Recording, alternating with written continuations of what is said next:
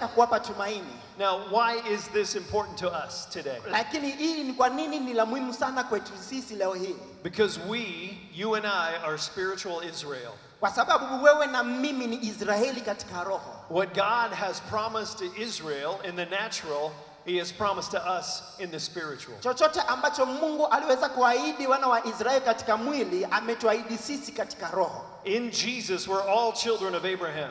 Kupitia Yesu Kristo sisi sote ni watoto wa Abraham. And what happened to these bones in the natural is going to happen to us in the spiritual. Na kile ambacho kilitokea kwenye mifupa hii katika mwili vitatokea kwetu sisi katika roho.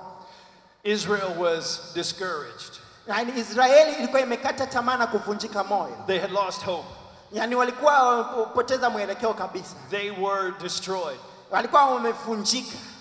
Do you know anybody like that? Je, unamjua mtu yote ambaye yuko katika mazingira haya? People who are discouraged. Watu ambao wamekata tamaa. They feel like there's no hope at all for them. Wanaona kama hamna tumaini kabisa kwa ajili yao. God has a word for you today. Lakini nataka nikwambie Mungu ana maneno kwa ajili yako wewe leo hii. After showing Ezekiel this picture of this valley of dry bones, pale ambapo alimuonyesha Israeli picha kuhusiana na ili uwanda wa mifupa mikavu, he asked Ezekiel this question. Alimuuliza Ezekiel maswali haya. Can these bones live? Akamuuliza, je, mifupa hii inaweza kuishi? That was a hard question. Yani hiyo ilikuwa ni swali ngumu sana. But Ezekiel said, God, you know. Lakini Ezekiel akamjibu Mungu akasema, Mungu wewe wajua. That was a great answer. Yani hiyo ndio kwa jibu sahihi. Because he knew God was able to make the bones live. Kwa sababu alijua kwamba Mungu anaweza kufanya mifupa hii ikaishi. Because he is a God of life. Kwa sababu yeye ni Mungu wa uhai. And he said, you know, because God is sovereign. Kwa sababu alijua Mungu ndo kila kitu. So verse 4, he said, katika ule mstari wa 4 anasema, prophesy to these bones. Akasema tabiri kwa mifupa hii. And say to them, akasema sema kwa mifupa hii. O dry bones, sema ni kwa wewe mifupa mikavu.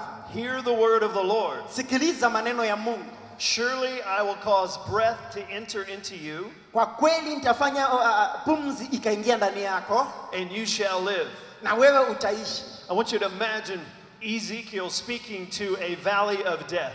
Yani mimi naweza kutazama na kufikiria Ezekiel akiongea katika hii mifupa mikavu.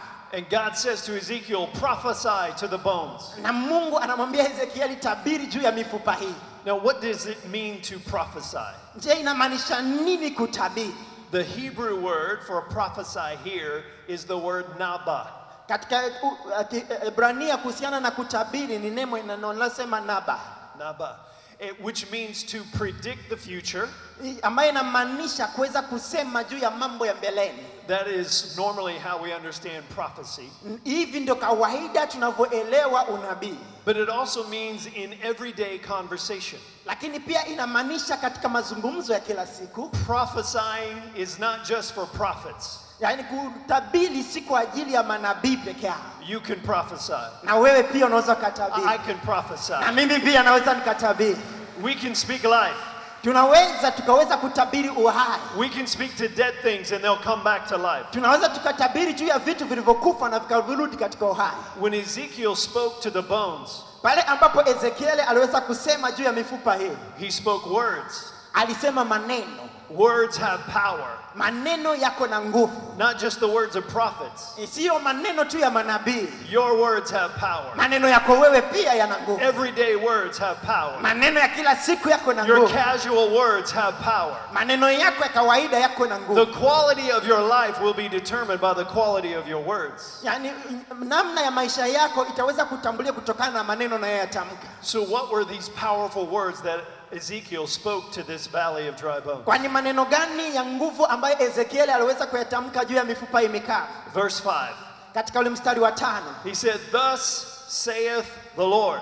Akasema ndivyo asemavyo Bwana. Those 4 words are recognized by every spirit. Kwamba kila katika ule mstari wa 4 inasema hivi.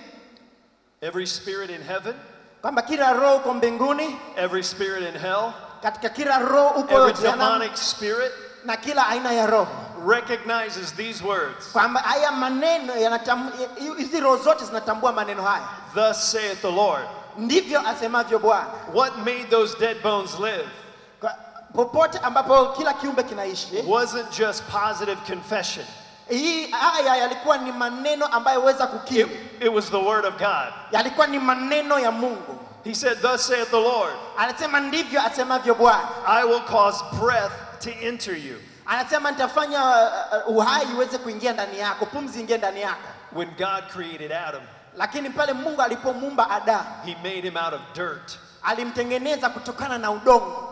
And then he breathed Na alimpumlia pumzi, the breath of God. na hiyo pumzi ya Mungu, And the dirt na ule udongo uchafu, became us. na ule udongo ukawa ndo sisi. You have God's breath in you. Yani wewe uko na pumzi ya I Mungu have ndani God's yako, breath in you. na mimi niko na pumzi ya Mungu ndani Because yako. that's what he gave to Adam. Hicho ndio alichompa Adamu.